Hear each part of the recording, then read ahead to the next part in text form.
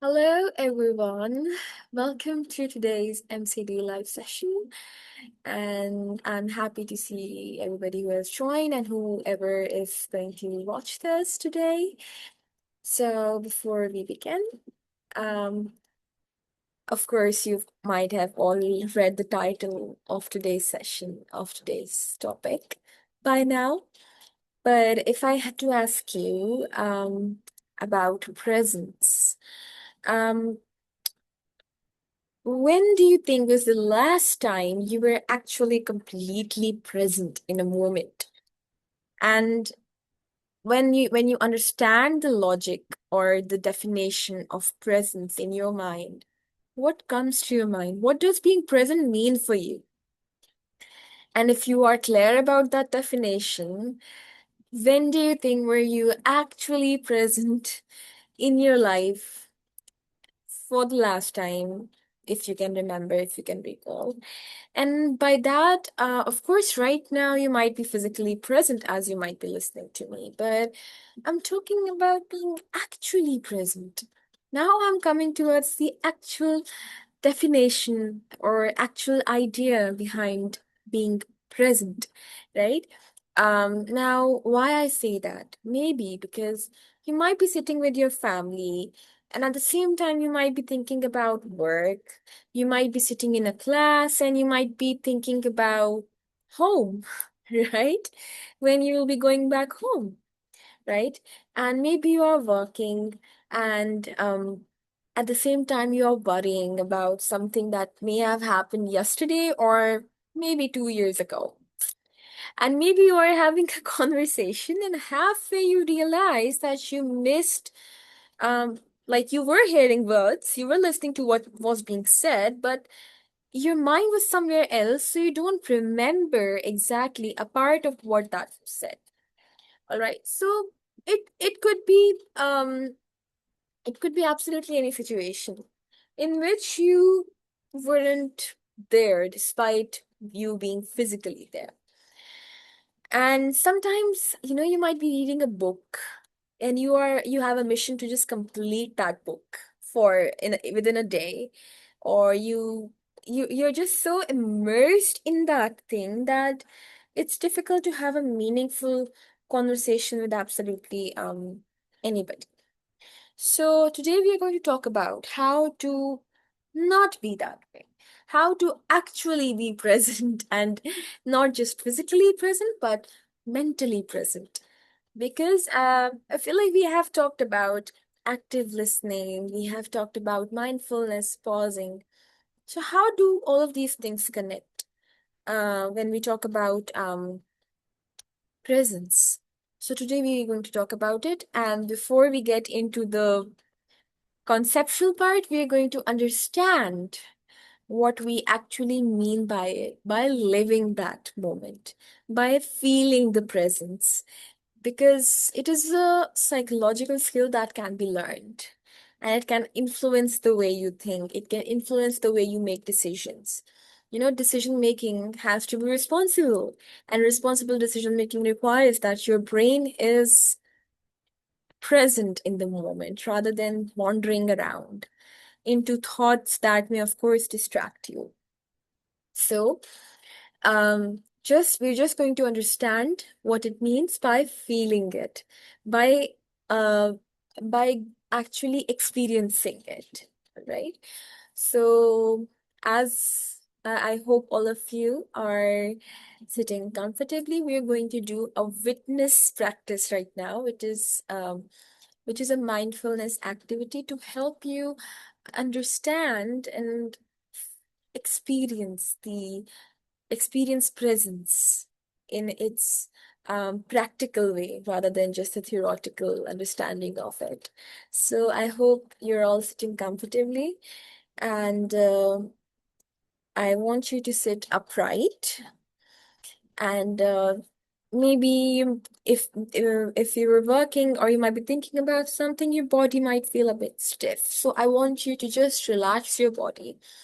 Don't make yourself stiff, but sit upright and let your shoulders relax. Try to um, try to relax your shoulders, relax your body, and but wherever your feet are, I want you to place both your feet on the ground or on the floor, wherever you're sitting, if it's comfortable for you.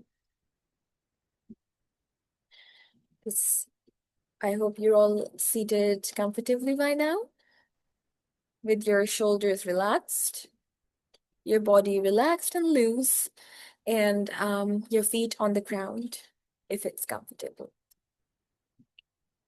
And at the same time, I want you all to, again, disclaimer, only if it's comfortable for you, only if it doesn't stress you, and it feels better doing so. Only then I want you to close your eyes. Gently close your eyes. Don't have to be very abrupt.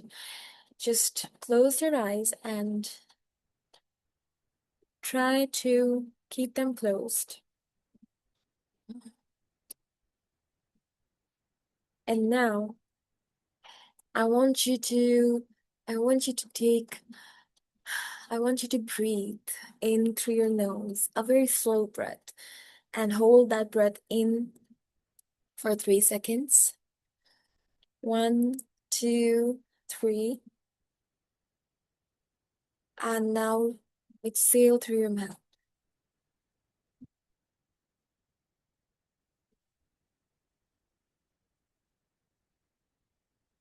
I want you to take one slow breath in through your nose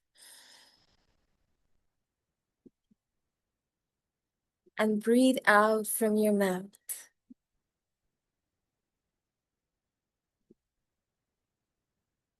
Once again, breathe in through your nose and breathe out from your mouth. And now just don't try to, just keep your eyes closed and don't try to control your breathing. Just let it stay the way it was before and it is now. Just let it stay. Don't alter it in any way. And just try to let it be in its natural rhythm rather than changing it. There's no need to control your breath and just let it be. Just simply allow yourself to breathe without making any conscious efforts. And for the next few minutes, I want you all to keep your attention to your breath. Just keep your attention there. You don't have to control it. Just keep your attention on the way the air is entering through your nose and your chest or your abdomen rising while you are breathing. And while you breathe out, notice how it all falls into place again. Don't think about anything right now. Don't try to alter the way you are supposed to breathe.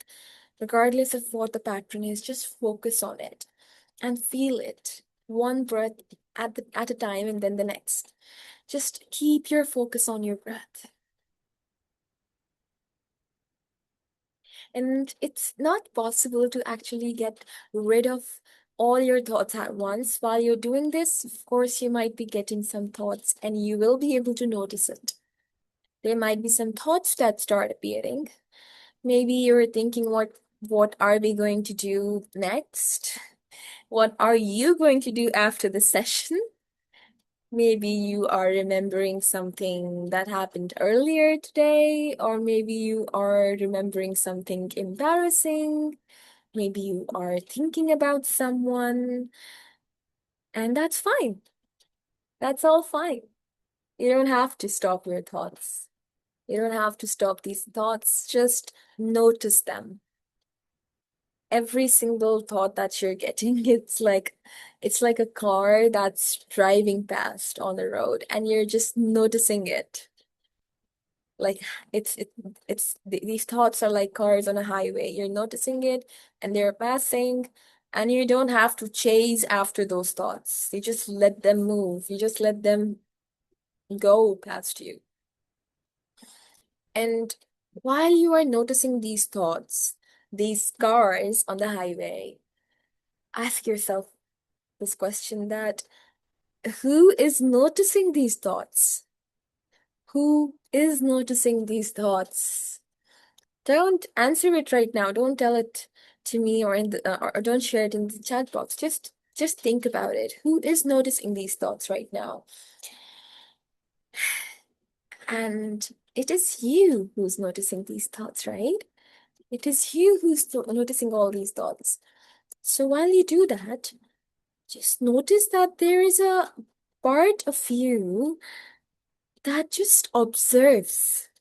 It notices your thoughts, your emotions, your body, your breathing, and no matter what happens in your mind, that observing, that actually remains. You are still able to observe. You are still able to look at your thoughts.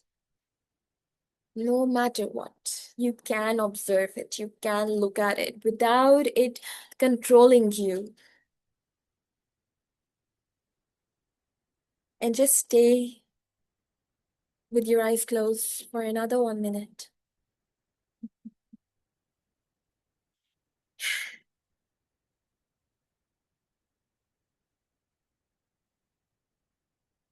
And try to breathe in through your nose again and breathe out from your mouth.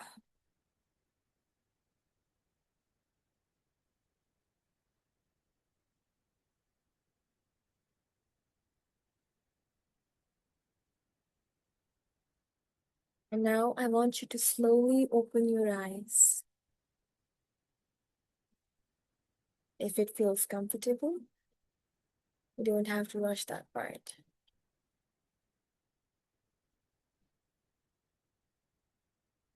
So I'm sure the thoughts may not have disappeared. They're still there. Your thoughts, your wandering thoughts, um, or maybe there might be some very intrusive thoughts. You don't want to think about them, but they keep coming. They may not have disappeared even after the activity. That's not normal. That's natural. But when those thoughts were happening, when those thoughts were coming, you might have noticed that there was something interesting that happened. And it was you able to notice those thoughts, all of it. A part of you was able to look at those thoughts. And and that exactly is what I mean by presence. That exactly is what we mean by presence. That you don't have to just pay attention. When we talk about it in its literal sense, of course, it's just being somewhere. But when you actually get into the idea of presence, you can understand it through three different domains, or three different dimensions. And each dimension of it, it's influencing different parts of our lives. While one we can say is our internal presence, it shapes the way we look towards the inside. It involves relationships, and all of these affect the way we work, we learn, and we perform. And when we understand these domains, it actually helps us become much more mindful and actually be present rather than just being just being there, right? So today we will be learning about the three domains of presence. And the interesting part is that they're all divided, but at the same time, they all help us in these all three parts of presence. These all domains, they do help us in various aspects of our lives. And the first one is the internal presence. Internal presence is basically when you are arriving within your own self before you are responding to the world. Now, let's say, what does that mean? Let's say that you are sitting in a meeting, and someone disagrees with what you have to say. You have shared a new idea, a new marketing idea, but someone is disagreeing with your idea. What will happen? First, suddenly you will realize that you're about to answer back and be abrupt with your response if someone is disagreeing. But in the meanwhile, you don't realize that there's something else happening. Your body will start to develop signs of stress and defensiveness. Your shoulders will become stiff and tense. Your heart will start beating faster, and you might feel irritated and attacked. The only thing you're going to notice in all of this is that if you are not present, is you reacting and you answering back someone who is disagreeing with you. But if you actually notice these signs before you react, before you answer someone back, if you notice these signs, um, if you notice that your shoulders are becoming tense, the physical signs and everything along, you will actually be able to choose wisely before reacting and yelling and being loud, right? So the presence, when you talk about internal presence is when you are able to notice these signs before you actually react. Now, there may be a mother who is extremely overwhelmed, right? Because her child or the toddlers, of course, give a very tough time to their mothers. Um, she might be very exhausted. Of course, motherhood is difficult at times, and it's not shameful if you are exhausted. Some mothers, if they are present and they know what is happening in their body, if they notice the changes, they know that the child is crying for 2 hours, she's done everything in her capacity to help the child calm down, but she's not able to. She's if she's going to notice her body developing signs of stress, signs of burnout, signs of overwhelm. What is she going to do if she is present? She will notice them, and she's definitely going to ask for help dealing with the child. Because, of course, a meltdown in that situation is, of course, bad for the child and for the mother. And in that instance, it's important she seeks help from someone around and she divides the work and she seeks support in that moment. So that is the mother being present in that. So you don't snap out at your child in that moment. You separate yourself from that situation. You go to your room, you practice mindfulness, you relax, you drink some water, you lie down for a while, take a nap, and then get back. And for that time, someone else may be taking care of your child. And once you come back after that reset, you will be able to deal with the child much better rather than snapping out at them. So that is the alertness and the presence that a person should have, and that saves you from a lot of damage in a lot of situations, right? um if you feel like you are working too much, there may be signs. You might start experiencing faster heartbeat and exhaustion and tiredness in your body. Your body always tells you when it's enough. And if you notice it, is instead of overworking and overwhelming yourself, you are present. You are noticing your body is giving up. So what do? You call it a day for that time being and you give yourself some rest. And let's say if you are in the middle of an argument, you recognize that um your anger is coming from feeling hurt. You are hurt. It's not you can say it's not something that's not coming out of anywhere. It's coming because you are hurt. Someone hurt you, and that's why the anger is coming.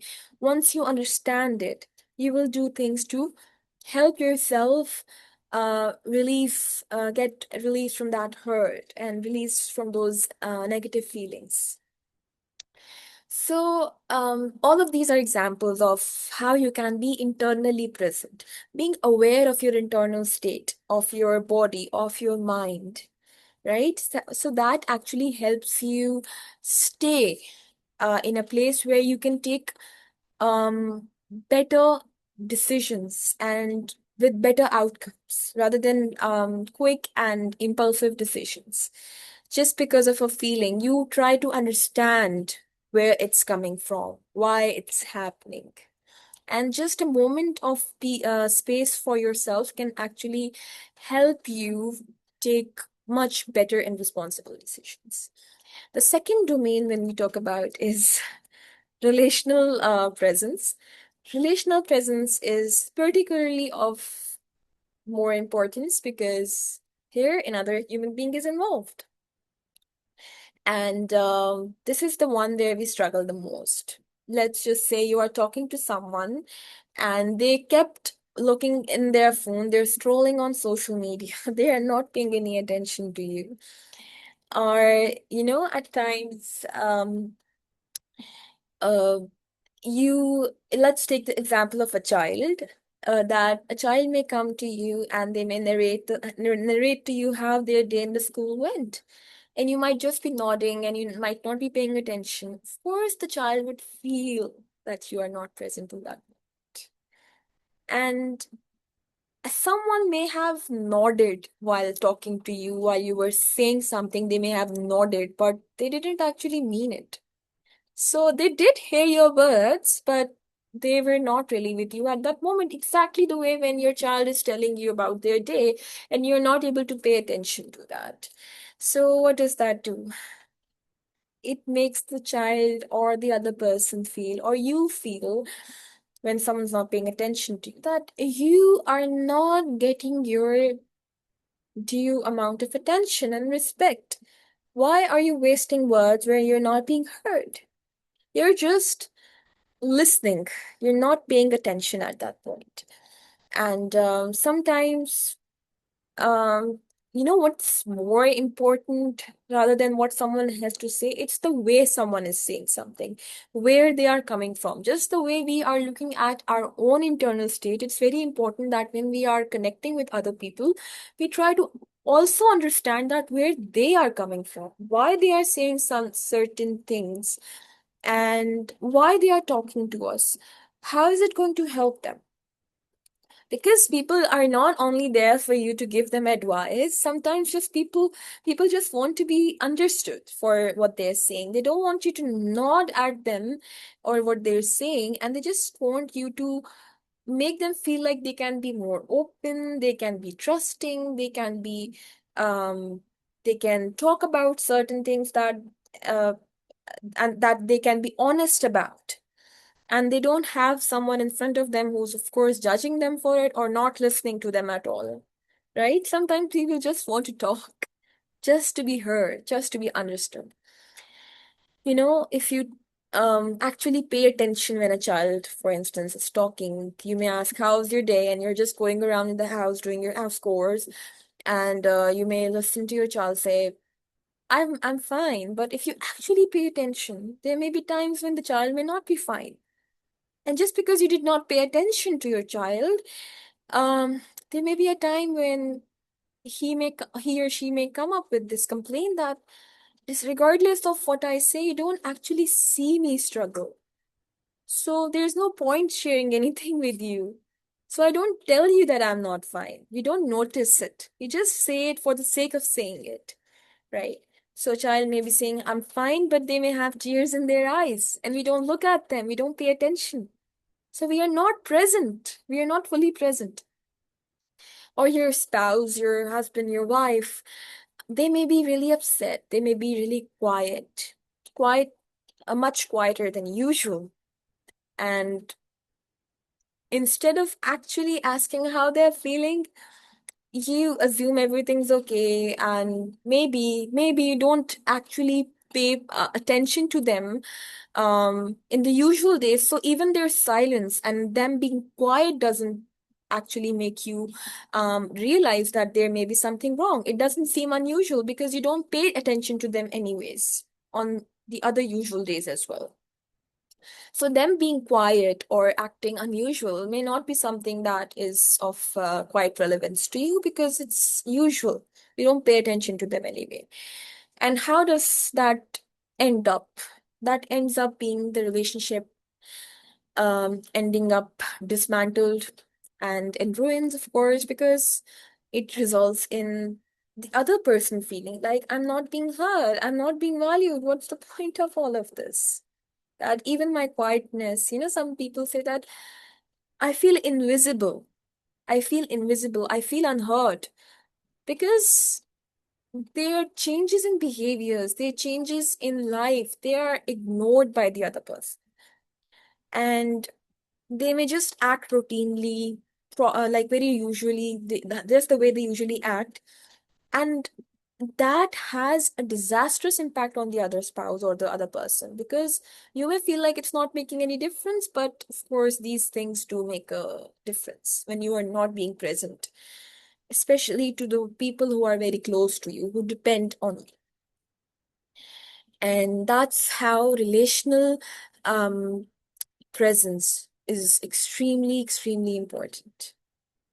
And it's not that one is more important than the other, they are all equally important, but it's very important for our social relationships and interactions to be very good with being present around absolutely anyone, even with your pets.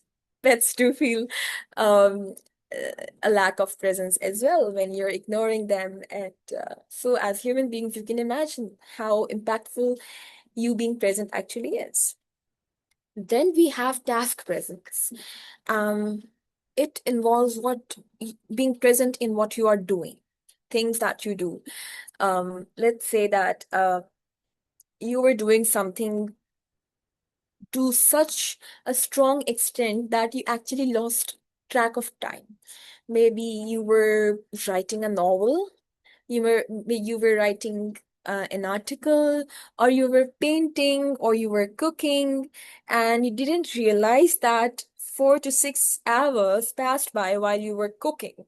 Something very basic that should have taken you about 2 hours or so, and you spent 4 or 5 hours on cooking. Maybe you were checking your phone in between a lot of times, and you were scrolling on social media, or you were doing everything else along with that particular task. And that is why that task took this long to complete. The task itself is not that time taking, but your attention was divided. Your attention was gone. And that is what we are going to understand here. That when you talk about task presence, it's your ability to give yourself full attention to one task instead of constantly dividing it. Because um, in that way, you're not going to end up with doing absolutely anything. The whole day may pass by and you might not have completed even one task. Of course, when we talk about today's life, it's extremely difficult when everything has become, digital communication, work, education, everything has become digital. And notifications do interrupt us. Of course, we have to look on our phones every now and then. But we have to make an effort to ensure that our sanity remains in place, right? Because many people, they just spend entire days uh, just feeling extremely busy and extremely tired without actually doing something useful because they are doing so many things at once. They don't have um, full attention towards one task. So for that, you have to be mindful. For that, you have to work towards cutting down on those distractions. If you have to cook in your kitchen, try to give yourself some time that instead of 6 hours with your phone sending you notifications, you turn your notifications off. Take these small steps towards becoming present when it comes to your tasks. Put your phone down, turn your notifications off. After your working hours, try to put a limit to your WhatsApp notifications, so people understand the boundaries when it comes to connecting with you. Because of course, when you talk about relational and your presence for yourself, your internal presence, um all of those, again, if they are not there, your task presence is also get going to get affected. When you're not aware of what your limitations are, what other people are feeling, then of course your task is also going to get affected. Your task, your daily routine, everything is going to get affected. So you can say that if a person spends 40 minutes, 40 uninterrupted minutes studying, do you think that is going to be helpful?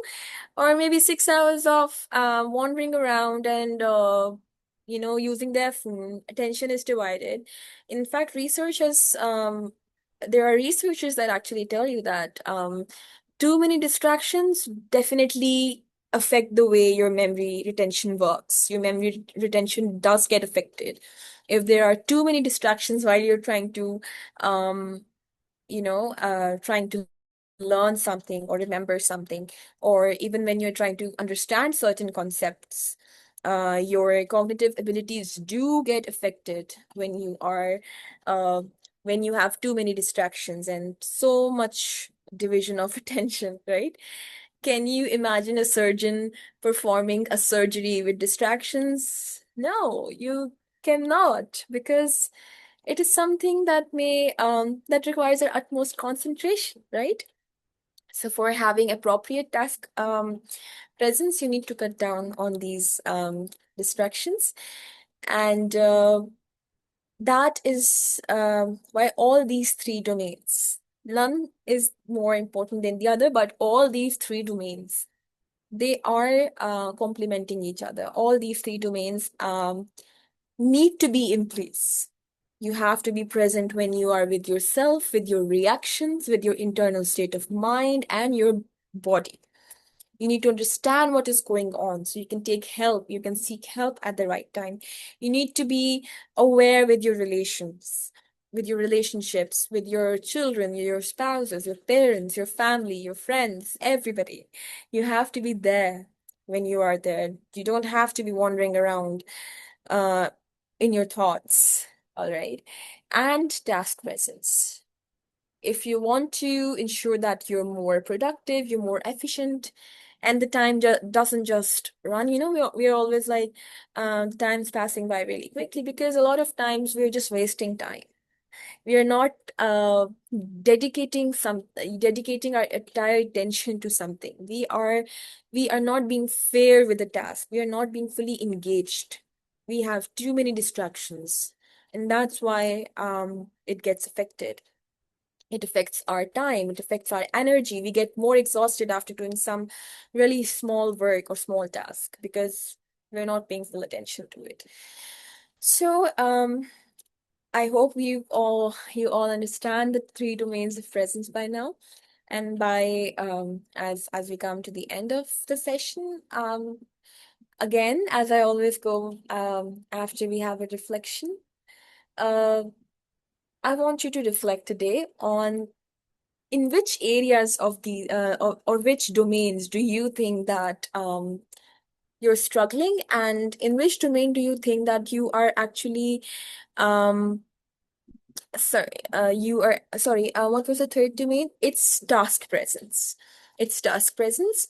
It's you being there, you being present while you are working on a task, or giving your full attention to it, instead of being here and there, getting all sorts of distractions. So I definitely like to understand if you would all like to share something. You can share it in the chat box, and if you have any questions, you can also share that. Thing I have noticed, many people in the restaurant, family outing are all on their phones. Yeah, it's the phone is the biggest distraction these days. It's the biggest distraction. You might be sitting with your family on an outing, and everybody would be on their phone. Even the youngest member of the family, the baby, they would have a phone in front of them, with a cartoon playing there, and that definitely affects the brain development. It's so bad. It's so unfortunate that we are in a time like this, but I hope things do turn out better for our children. And so is multitasking not good? But many time in life we need multitasking, right? Multitasking is good, but it's very important that while we are um working on something, we are giving its due amount of attention, something that it actually requires from you. If you are distracted while you are working on something critical, let's say, you cannot multitask while you are fixing the electricity, or you are fixing a socket, and you might be setting up your oven, or you might be cooking something. At that point, just try to give your attention to that thing. If that is the division of attention rather than multitasking, I would say they are both different concepts. You can multitask within an hour. You can put something in the oven for dinner, and at the same time you can write an article within an hour, but you are not mixing things up. You are not just dividing attention like without proper and careful and thoughtful thinking. You are doing things after you are being mindful about things. You are being careful about the consequences of your decisions. So multitasking is good, but rapidly changing your attention and throwing your attention on different tasks is not. All right. Okay. All right. I guess that is it for today. I would see you all tomorrow in tomorrow's session. Uh, at the same time, using the same link with a new topic. So I hope you all have a great day ahead. And for those of you where it's evening, I hope you all had a great day. So see you all tomorrow. Bye bye.